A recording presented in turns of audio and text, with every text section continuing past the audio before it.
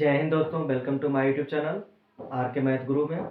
आज हम इस वीडियो में कक्षा 8 का प्रश्नावली 1 के सवाल को देखेंगे। प्रश्नावली 1 में क्या है? कक्षा 8 के प्रश्नावली 1 में क्या है? परिमेय संख्याएं। क्या है? परिमेय संख्या। तो हम जानेंगे परिमेय संख्याएं क्या होती हैं। आज हम सभी संख्याओं को, इस वीडियो में हम सभी संख्याओं को जानेंगे। और ये वीडियो जो है कक्षा 8 वालों को बेसिक के थ्रू हम देंगे। बेसिक, इसमें जितना भी चीज़ें बताएंगे सब बेसिक से रहेगा। अगली वीडियो में हम प्रश्नावली 1 का क्वेश्चंस को सॉल्व करेंगे। इस वीडियो में हम बेसिक जानेंगे। तो चलिए हम लोग बेसिक जानते हैं। परिमेय संख्याएं, इसका जानेंगे क्या? इंट्रोडक्शन, पहचान जानेंगे। उससे पहले हम लोग थोड़ा जान जाएं कि अंक क्या होता है, प्राकृतिक संख्याएं क्या होती हैं, अभाज्य संख्याएं क्या होती हैं, सम संख्याएं क्या होती हैं। इन सब पर विचार हम लोग करेंगे। तो चलिए हम लोग ज़्यादा देरी ना करते हुए लक्ष्य की तरफ चलते हैं।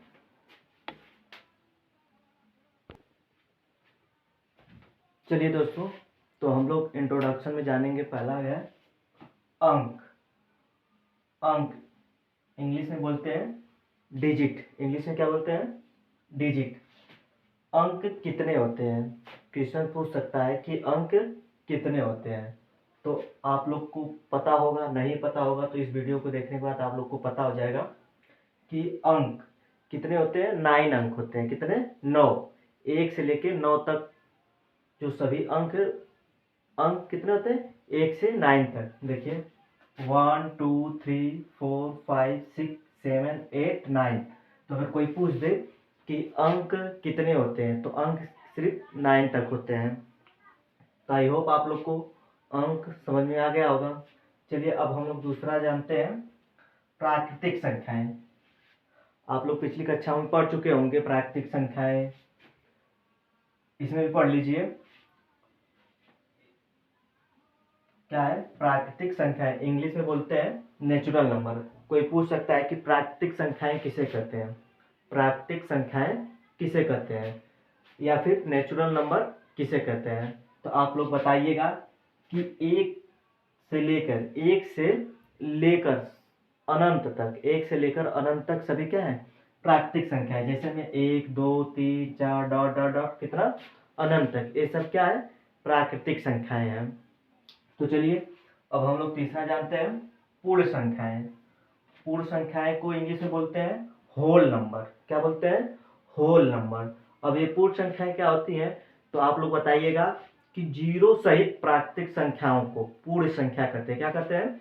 जीरो सहित प्राकृतिक संख्याओं को पूर्ण संख्या कहते हैं। देखिए प्राकृतिक संख्या 1 से स्टार्ट है, 1 2 3 4 5 6 7 8 अनंत तक। लेकिन क्या होल नंबर पूर्ण संख्याएं किससे स्टार्ट है? 0 से स्टार्ट है। पूर्ण संख्याएं 0 से स्टार्ट है। 0 1 2 3 4 5 6 7 8 9 10 डॉट डॉट अनंत तक। तो ये सब क्या है? पूर्ण संख्याएं हैं। चलिए अब हम लोग चौथा जानते हैं, पूर्णांक संख्याएं किसे कहते हैं। इंग्लिश में बोलते हैं इंटीजर नंबर। पूर्णांक संख्याएं किसे कहते हैं और इंग्लिश में बोलते हैं इंटीजर नंबर। इंटीजर नंबर किसे कहते हैं तो आप बताएंगे पूर्णांक संख्याएं। देखिए इसमें 3 कंडीशन होती हैं। एक तो बीच में रहता है 0, और उसके बाद 0 के हम जब राइट साइड चलते हैं तो क्या संख्याएं धनात्मक में चलती हैं, और लेफ्ट साइड आते हैं तो संख्याएं ऋणात्मक में चलती है। उन्हीं को हम क्या कहते हैं? पूर्णांक कहते हैं। धनात्मक या फिर इसे बोल सकते हैं पॉजिटिव। धनात्मक 1 +1 +2 +3 +4 +5 +6 डॉट डॉट प्लस अनंत तक, ये सब क्या है? पूर्णांक संख्याएं हैं। और पूर्णांक संख्या में माइनस भी आते हैं, तो -1 -2 -3 -4 डॉट डॉट माइनस अनंत तक, ये सब क्या है? पूर्णांक संख्याएं हैं। तो आई होप आप लोग को अंक, प्राकृतिक संख्याएं, पूर्ण संख्याएं और पूर्णांक संख्याएं अच्छे से समझ में आ गया होगा। चलिए अब हम लोग आगे जानते हैं अभाज्य संख्याएं। चलिए हम लोग अभाज्य संख्याएं जानते हैं कि अभाज्य संख्या किसे कहते हैं। इसे इंग्लिश में बोलते हैं प्राइम नंबर। अभाज्य संख्या किसे कहते हैं, तो हम बताएंगे कि वह संख्या, क्या बताएंगे, वह संख्या जो एक तथा स्वयं से विभाजित हो उसे अभाज्य संख्याएं कहते हैं। क्या कहेंगे कि वह संख्या जो एक तथा स्वयं से विभाजित हो उसे अभाज्य संख्याएं कहते हैं। जैसे मान लीजिए 3 किससे विभाजित होगा, 1 से विभाजित होगा और 3 से विभाजित होगा। तो जो 1 से विभाजित हो और खुद स्वयं से विभाजित हो उसे हम क्या कहते हैं, अभाज्य संख्याएं कहते हैं। क्या कहते हैं, अभाज्य संख्याएं कहते हैं। क्वेश्चन में आपसे क्वेश्चन में पूछ सकता है कि सबसे छोटी अभाज्य संख्याएं क्या होती हैं, सबसे छोटी अभाज्य संख्याएं कौन सी हैं। तो आप बताएंगे कि सबसे छोटी अभाज्य संख्याएं क्या, 2 है। सबसे छोटी अभाज्य संख्या क्या है, 2 है। देख लीजिए कैसे है। मान लीजिए अगर हम 1 को लें तो 1 से कट रहा है, खुद से कट रहा है। तो 1 ना ही अभाज्य संख्याएं होती है, ना ही सम संख्याएं होती है, ना ही विषम संख्याएं होती हैं। उसके बाद देख लीजिए, उसके बाद हम अगर 2 को लें तो 2 देखिए, एक तो 1 से कट जाएगा कितने बार में, 2 बार में कटेगा, और एक खुद 2 से कट जाएगा, खुद 2 से कट जाएगा। तो जो 2 है वह सबसे छोटी अभाज्य संख्याएं है, और 2 सम संख्या भी है और 2 अभाज्य संख्या है। फिर उसके बाद 3, तो देखिए हमने एग्जाम्पल में लिख दिया है 2, 3, 5, 7, उसके बाद 9 नहीं होगा, 11, 13, 17, ऐसे डाट डाट अनंत तक चली जाएगी। तो अभाज्य संख्याएं आप लोग जान गए। अभाज्य संख्या किसे कहते हैं, वह संख्या जो एक तथा स्वयं से विभाजित हो उसे अभाज्य संख्याएं कहते हैं। सबसे छोटी अभाज्य संख्याएं क्या होती हैं, तो सबसे छोटी अभाज्य संख्याएं 2 है। और उसके बाद एग्जाम्पल के थ्रू हम ले लें अभाज्य संख्याएं, तो 2, 3, 5, 7, 11 डाट डाट अनंत तक चले जाएंगे। अब एक चीज इसमें पूछ देता है कि 1 से, कभी कभी क्वेश्चन में पूछ देता है कि 1 से 100 तक के बीच में कितने अभाज्य संख्याएं होते हैं। पूछ देता है कि 1 से 100 तक के बीच में कितने अभाज्य संख्याएं होते हैं, कितने अभाज्य संख्या होते हैं।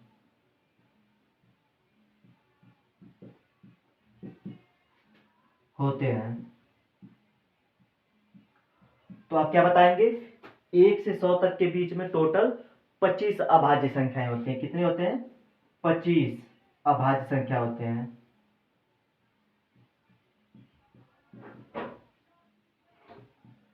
कितने होते हैं, 25 अभाज्य संख्याएं होते हैं। 1 से 100 तक के बीच में 25 अभाज्य संख्याएं होते हैं।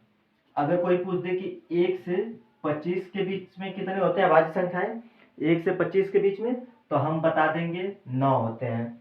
कोई पूछ दे 25 से 50 के बीच में कितने अभाज्य संख्याएं होते हैं, 25 से 50 के बीच में कितने अभाज्य संख्याएं होते हैं, तो 6 होती हैं। अब कोई पूछ दे कि 50 से 100 के बीच में कितने अभाज्य संख्याएं होते हैं, तो कितने होते हैं, 10 होते हैं। और इनको हम टोटल करेंगे तो देखिए 10, 6, 16 और 9, 25, कितने, तो 1 से 100 तक के बीच में टोटल कितने अभाज्य संख्याएं होते हैं, 25 अभाज्य संख्याएं होते हैं। तो आई होप आप लोग अभाज्य संख्याएं अच्छे से जान गए होंगे।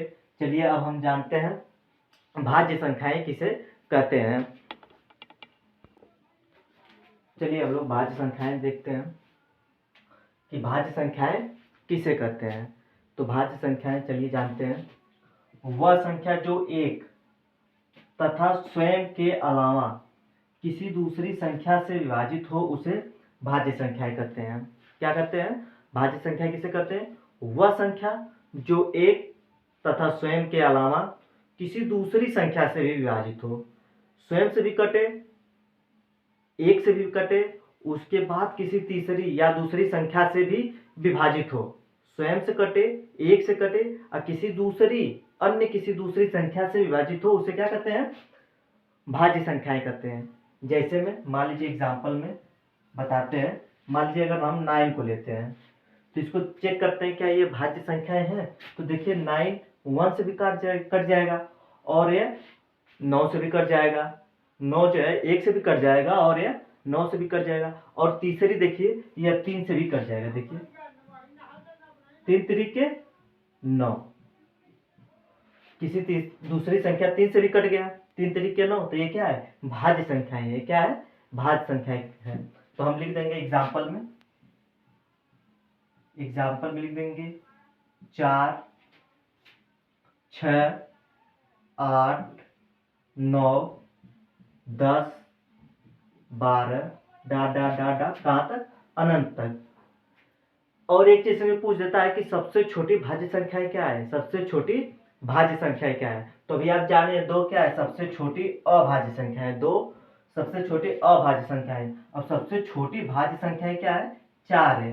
4 वह संख्या है, देखिए 4 वह सबसे छोटी संख्या है जो 1 से भी विभाजित हो रहा है, स्वयं 4 से भी विभाजित हो रहा है, और यह 2 से भी विभाजित हो रहा है। किससे, 2 से विभाजित हो रहा है। 2 दूना के 4 कट जा रहा है। तो सबसे छोटी भाज्य संख्या क्या है, 4 है। इससे देखिए, इससे छोटी संख्याएं कौन कौन सी हैं, 2 और 3। तो 2 और 3 हम जानते हैं कि ये क्या है, अभाज्य संख्या है। क्या है, अभाज्य संख्या है। तो सबसे छोटी संख्या 4 होती है, सबसे छोटी भाज्य संख्या 4 होती है। तो आई होप आप लोग को भाज्य संख्याएं अच्छे से समझ में आ गया होगा। चलिए अब हम लोग समझते हैं सभाज्य संख्याएं किसे कहते हैं। चलिए हम लोग सभाज्य संख्याएं जानते हैं।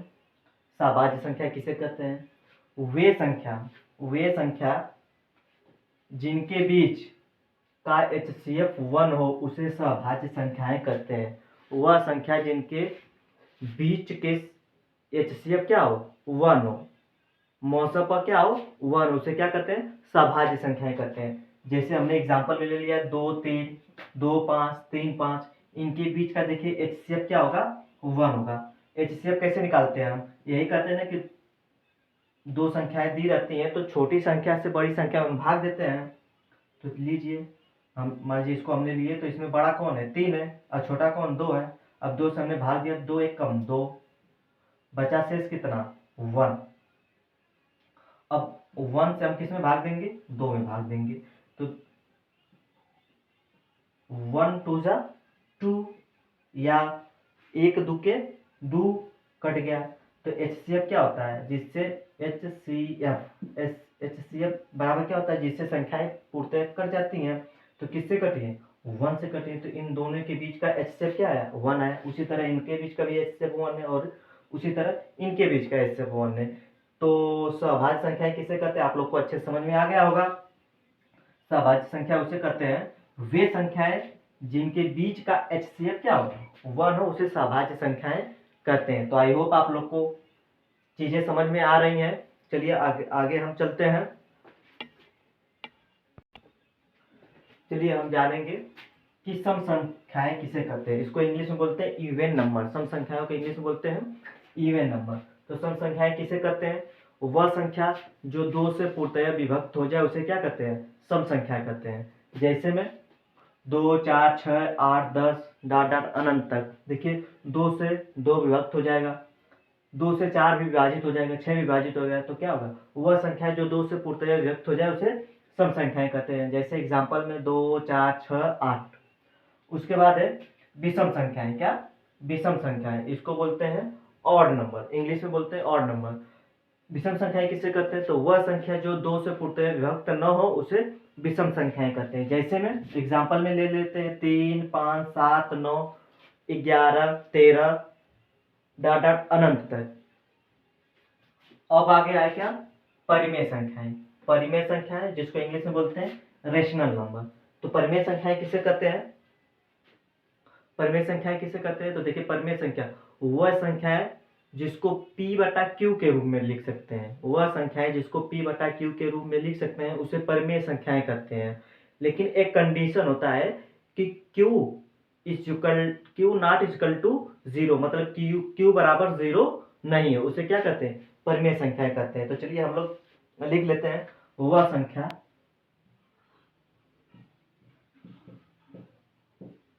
संख्या जो p बटा q के रूप में लिखा जाता है उसे परिमेय संख्या कहते हैं।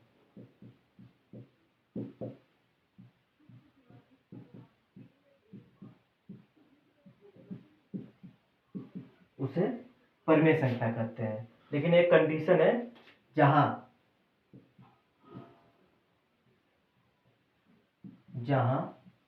q नॉट इक्वल टू 0, एक कंडीशन क्या है कि q बराबर 0 न हो। जैसे में हम लिख देते एग्जाम्पल में, परिमेय संख्या क्या है 2/3, 5/6, 7/5 डॉट डॉट डॉट डॉट अनंत तक। देखिए अगर आप कहें 0, तो मान लीजिए किसी संख्या को अगर आप 0 से भाग देंगे तो क्या आएगा, किसी संख्या में आप अगर 0 से भाग देंगे तो क्या आएगा, 0 आएगा। तो 0 परिमेय संख्या नहीं है, इसलिए q बराबर जो है नॉट इक्वल टू 0। तो एग्जाम्पल 2/3, 5/6, 7/5। तो आई होप आप लोग को सम संख्याएं, विषम संख्याएं, परिमेय संख्याएं अच्छे से समझ में आ गया होगा। अब चलेंगे हम अपने प्रश्नावली 1 के सभी बेसिक को जानेंगे। उसके बाद अगली वीडियो में हम लोग प्रश्नावली 1.1 को सॉल्व करेंगे। तो चलिए हम लोग कुछ बेसिक जानते हैं प्रश्नावली 1 में कि बेसिक क्या है। तो चलिए हम लोग जानते हैं। चलिए हम लोग जानते हैं। देखिए प्रश्नावली 1.1 को जब हम लोग हल करेंगे तो कोई हम लोग गुणधर्म या तरीका को अपनाएंगे। कोई हम किसी तरीका को तो अपनाएंगे तभी तो सवाल होगा हल, कैसे ही हो जाएगा। कोई फार्मूला या कुछ भी हम करेंगे, कोई तरीका तो होगा ना। तो हम उस तरीका को ही देखेंगे, क्या क्या क्या तरीके हैं, किस किस तरीके से हमारे सवाल जो है सॉल्व होंगे। तो चलिए हम लोग जानते हैं। जब हम प्रश्नावली 1.1 को हल सॉल्व करेंगे तो देखिए हमने लिखा है कि गुणधर्म या तरीका, कौन कौन से तरीका है हमारे प्रश्नावली 1.1 को हल करने के लिए। तो चलिए हम लोग पहला देखें। एक तो तरीका है संवृत्त का, एक तरीका है संवृत्त का। दूसरा तरीका है क्रम विनिमय का। दूसरा कौन सा तरीका है, क्रम विनिमय का। और तीसरा है तीसरा तरीका जो है साहचर्यता का। क्या है तीसरा तरीका, सहचार्यता। और चौथा तरीका है वितरकता का। तीसरा तरीका है वितरकता का। तो चलिए हम लोग पहले जानते हैं संवृत्त क्या है। चलिए हम लोग इधर लिख लेते हैं संवृत्त क्या है। संवृत्त किसे कहते हैं। तो मान लीजिए संवृत्त में मान लीजिए कि कोई भी हम प्राकृतिक संख्या लेते हैं, कोई भी प्राकृतिक संख्या मान लीजिए 5 या 6, मान लीजिए 2 हम प्राकृतिक संख्या लें। तो हम अगर इसको ऐड करेंगे, क्या करेंगे, ऐड करेंगे, तो देखेंगे क्या प्राकृतिक संख्याएं मिल रही है कि कोई अलग संख्याएं मिल रही है। तो देखिए 5 और 6 अगर ऐड करेंगे तो आएगा 11। क्या आएगा, 11। 11 भी क्या है, एक प्राकृतिक संख्याएं हैं। 11 क्या है, एक प्राकृतिक संख्याएं हैं। तो उसी तरह हम कहते हैं इसमें अगर हम 2 परिमेय संख्या, हम लोग को पढ़ना क्या है, परिमेय संख्या पढ़ना है। तो हम कहेंगे यदि हम 2 परिमेय संख्याओं को जोड़ते हैं तो क्या हमें परिमेय संख्याएं प्राप्त होती हैं। तो हम लोग देखते हैं, मान लीजिए कोई 2 परिमेय संख्या हमने ले लिया 3/6 और एक हमने ले लिया 2/6। एक हमने ले लिया 3/6 और एक हमने ले लिया 2/6। ये दोनों क्या है, प्राकृतिक संख्याएं हैं। तो जब हम इसको ऐड करेंगे, जब हम इसको जोड़ेंगे तो क्या आएगा, जब हम भिन्न का सवाल को हल करते हैं तो हम नीचे का लसा लेते हैं। यदि हर जो है डिफरेंट हो, अलग अलग हो, तो हम उसका क्या लेते हैं, लसा लेते हैं। यदि हर एक हो तो हम बस किसी एक को लिख लेते हैं। तो जैसे हम दोनों का हर क्या है 6 है, 6 है, तो 6 हमको एलसीएम मिल गया और ऊपर को हम जोड़ लेते हैं। तो 3 2 5, 3 2 5, तो कितना है 5/6। यह भी क्या है, एक परिमेय संख्या है। यह क्या है, यह भी एक परिमेय संख्याएं हैं। तो इसका मतलब हम कह सकते हैं यदि हम 2 परिमेय संख्याओं को जोड़ेंगे तो जो हमें मिलेगा वो भी हमें क्या मिलेगा, परिमेय संख्याएं होंगे। तो यह जो योग के लिए या जोड़ के लिए जोड़ के लिए ये चीजें फार्मूला जो है लागू कर रहा है, सेटिस्फाइड हो रहा है। जैसे कि दो प्राकृतिक संख्या को जोड़ रहे हैं तो हमें प्राकृतिक संख्या ही प्राप्त हो रही है। उसी तरह अगर हम दो परमेय संख्याओं को जोड़ रहे हैं तो हमें परमेय संख्या ही प्राप्त हो रही है। तो ये जोड़ के लिए तो सही है कि हाँ भाई, अगर हम जोड़ेंगे, दो परमेय संख्याओं को जोड़ेंगे तो परमेय संख्या मिलेगा, पक्का मिलेगा। या फिर हम दो प्राकृतिक संख्याओं को जोड़ेंगे तो प्राकृतिक संख्या ही मिलेगी।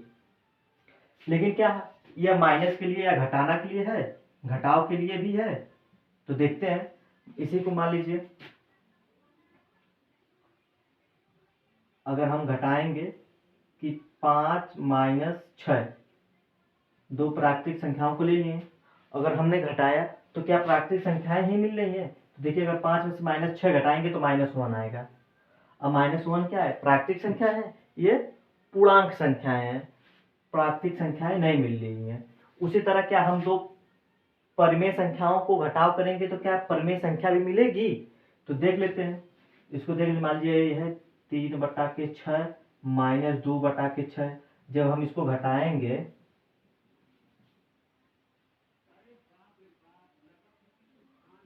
घटाएंगे, तो क्या आएगा?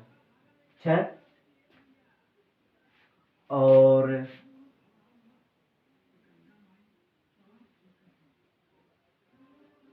3 माइनस का 2। जब हम इसको घटाएंगे तो क्या आ रहा है? 1/6, 1/6। तो देखिए, ये भी क्या एक परमेय संख्या है, ये भी क्या है? एक परमेय संख्या है। तो हम जानेंगे कि मतलब अगर इसका घटाव भी दे देगा, अगर हम दो परमेय संख्याओं को अगर हम घटा रहे हैं तो भी हमें क्या मिलेगा? घटाव मिलेगा। तो हम ये घटाव के लिए भी अगर हम दो परमेय संख्याओं को घटाते हैं तो हमें क्या मिलेगा? परमेय संख्या ही प्राप्त होगा। तो ये घटाव के लिए भी है। तो चलिए, अब हम लोग देख लेते हैं क्या गुणा के लिए भी है। गुणा, क्या गुणा के लिए भी है कि जब दो परमेय संख्याओं को हम गुणा करेंगे तो क्या परमेय संख्या ही मिलेगा? तो मान लीजिए 3/6 अगुणे 2/6। जब हम गुणा करेंगे तो 3 दूना के 6, 6 के 36, 6 का नाम 6, 1/6। तो क्या ये भी तो क्या एक परमेय संख्या ही तो है। तो अगर हम गुणा भी करेंगे तो क्या एक परमेय संख्या मिलेगा? क्या कर मिलेगा? एक परमेय संख्या मिलेगा। देखिए, अब क्या यह भाग के लिए भी है? भाग, देखिए भाग के लिए एक चीज अलग से है। भाग के लिए यदि हम दो परमेय संख्याओं को भाग देते हैं, तो परमेय संख्या मिलेगा। लेकिन एक कंडीशन, अगर हम परमेय संख्या को 0 से भाग देंगे तो वह क्या मिलेगा? 0 मिलेगा। क्या मिलेगा? 0 मिलेगा। यदि हम परमेय संख्या को क्या करते हैं? 0 से भाग देते हैं तो क्या मिलेगा? 0 मिलेगा। तो यह भाग के लिए जो है, भाग के लिए यूजुअल नहीं है। तो आई होप आप लोग को समृद्ध अच्छे समझ में आ गया होगा। चलिए, हम लोग जानते हैं क्रम विनिमय। चलिए, हम लोग क्रम विनिमय जानते हैं। अब क्रम विनिमय,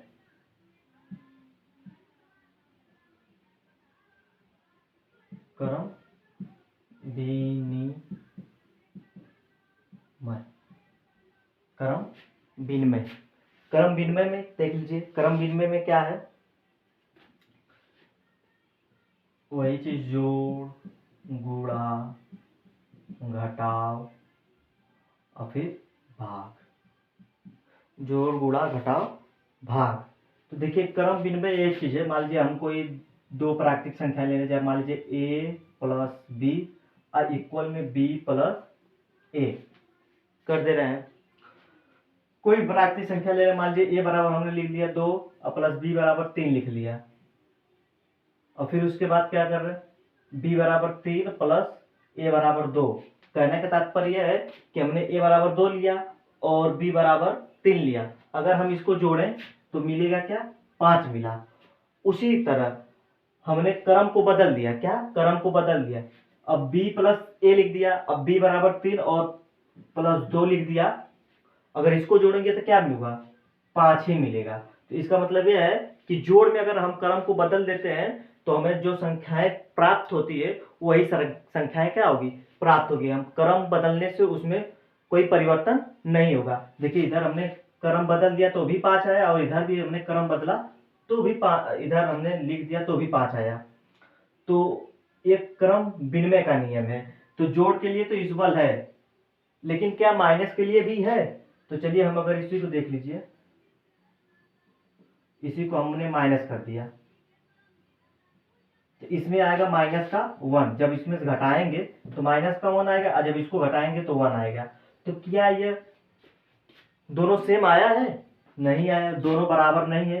तो यह घटाव के लिए यह नियम जो है लागू नहीं होता है। गुणा घटाव के लिए लागू नहीं होता है।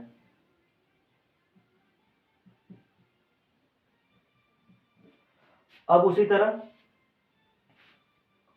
अगर हम गुणा, मान लीजिए इसी का हम गुणा कर दें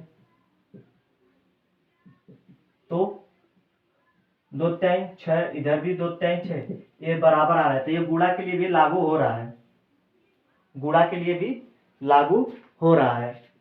अब हम अगर मान लीजिए भाग कर दें, इसी का हम भाग कर दें, 2 भागे 3 बराबर में 3 भागे 2। तो इसका भाग करेंगे तो देखिए 0 पॉइंट में आएगा। अगर हम 2 को 3 से भाग देंगे तो पॉइंट लगाएंगे, जो 3 छक्का 18, तो ये आएगा पॉइंट का 6, ये आएगा एक बार चला जाएगा 0.5। तो ये भाग में भी देखिए नहीं आ रहा है। इसी तरह इतना तो कर दिए। इसी तरह अगर हम दो परिमेय संख्याओं का क्रम बदल देंगे, मान लीजिए अगर हम परिमेय संख्याएं ले रहे हैं, दो परिमेय संख्या में 2/4 प्लस 3/4 लिए। उसी तरह 3/4 प्लस 2/4। अगर हम इसको जोड़ेंगे तो हो जाएगा 5/4, इसको भी जोड़ेंगे तो 5/4। तो इसमें भी परिमेय संख्याएं भी होंगी। घटाव के लिए अगर हम इसको घटा दे रहे हैं, इसको घटाएंगे तो ये -1 अपान में 4 आएगा, और इसको घटाएंगे तो ये +1/4 आएगा। तो घटाव के लिए यह संभव नहीं है। अब गुणा के लिए गुणा भी करेंगे, इसका गुणा कर दीजिए तो 3 दूना के 6 और 4 चौक के 16, 3 दूना के 6, 4 चौक के 16। अगर हम इसको काटेंगे, 2 से काट दे 3, 2 से काटेंगे 8, 2 से काटेंगे 3, और इसको भी 2 से काटेंगे 8। तो देखिए ये बराबर आ रहे हैं। तो परिमेय संख्याओं का अगर हम गुणा कर रहेंगे, क्रम बदल देंगे तो भी क्या हमें वही प्राप्त होगा। तो गुणा के लिए भी इक्वल है, सही है। लेकिन अगर इसको भाग देंगे तो भाग के लिए इक्वल नहीं है। अब चलते हैं हम लोग सहचर्यता। सहचर्यता को जानते हैं कि सहचर्यता क्या होगा।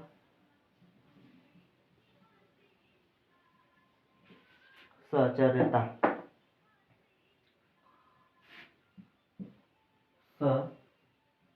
सहचर्यता,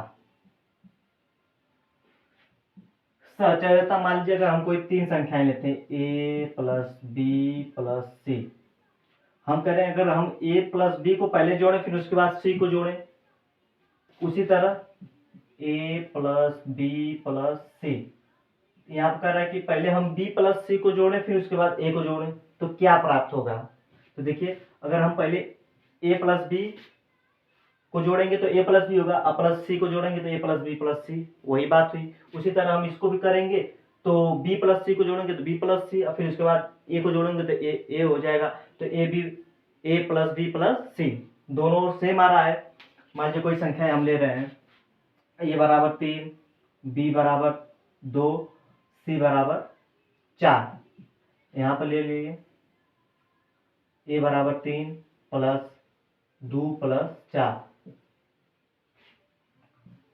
तो कह रहा है कि पहले हम इन दोनों को जोड़ेंगे, तो 3 2 5, फिर उसके बाद +5 को जोड़ेंगे, +4 को जोड़ेंगे। इधर पहले हम इसको जोड़ेंगे, 4 2 6, अब इसको जोड़िए 5 4 9, इसको जोड़िए 6 और 3 9। तो देखिए ये दोनों क्या आ रहे हैं, बराबर आ रहे हैं। तो कहने का तात्पर्य सच्चरता का मतलब यह है कि अगर तीन संख्याएं दी, अगर जोड़ में है, तीन संख्याएं जोड़ में है, तो हम आगे पीछे जोड़ेंगे तो हमारा मान क्या आएगा, सेम ही आएगा। अगर जोड़ में है तो अगर हम उसको आगे पीछे आगे पीछे करके जोड़ेंगे, ए बी को जोड़ेंगे या बी सी को जोड़ेंगे, तो मान बराबर आएगा, सेम ही आएगा। उसी तरह हम परमेय संख्याएं पढ़ रहे हैं, तो उसी तरह अगर हम तीन परमेय संख्याओं को अगर आगे पीछे कर जोड़ते हैं, मान लीजिए, देख लीजिए, मान लीजिए एक है 3/4 प्लस 2/4 प्लस 1/4। उसी तरह 3/4 प्लस 2/4 प्लस 1/4। तो मान लीजिए पहले हम इसको जोड़ते हैं और इधर हम इसको जोड़ रहे हैं। तो इसको हम जोड़ेंगे तो क्या आ जाएगा, 3 2 5/4 प्लस 1/4। इधर देखिए अगर हम इसको जोड़ेंगे तो 2 और 1 3/4। अब इन दोनों को जोड़ेंगे तो क्या आएगा, 5 1 6/4। इधर देखिए 3 3 6/4। तो हम अगर इनको आगे पीछे करके अगर हम जोड़ेंगे तो भी मान में कोई अंतर नहीं आएगा, सेम ही मान आएगा। तो इसका योग के लिए क्या है, योग के लिए यह फार्मूला सिद्ध है, सही है।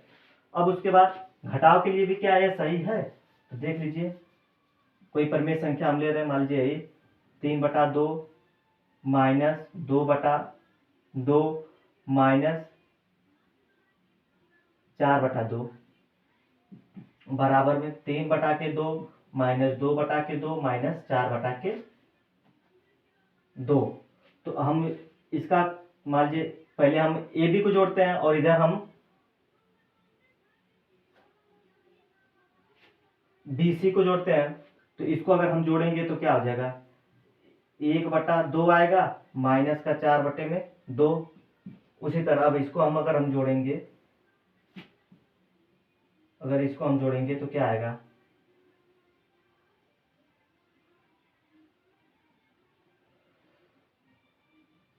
देखिए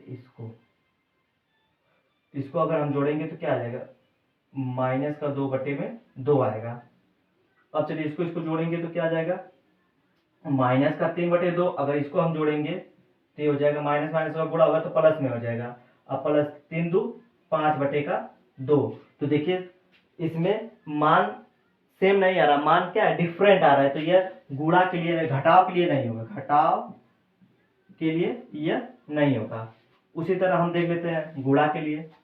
तो अब जानते हैं गुणा के लिए अगर इसमें गुणा करेंगे मान एक ही आएगा। तो गुणा के लिए होगा क्या, गुणा के लिए होगा, गुणा के लिए होगा। और भाग के लिए मान डिफरेंट आएगा, भाग के लिए मान डिफरेंट आएगा, आप करके देख लीजिएगा। तो भाग के लिए नहीं होगा। तो हम लोग जान गए संवृत, क्रम विनिमय और सहचर्यता। अब है वितरकता। वितरकता जानते हैं, वितरकता क्या है, चलिए वितरकता इसको जानेंगे कि वितरकता क्या है। तो वितरकता किसे कहते हैं, मान लीजिए देखिए,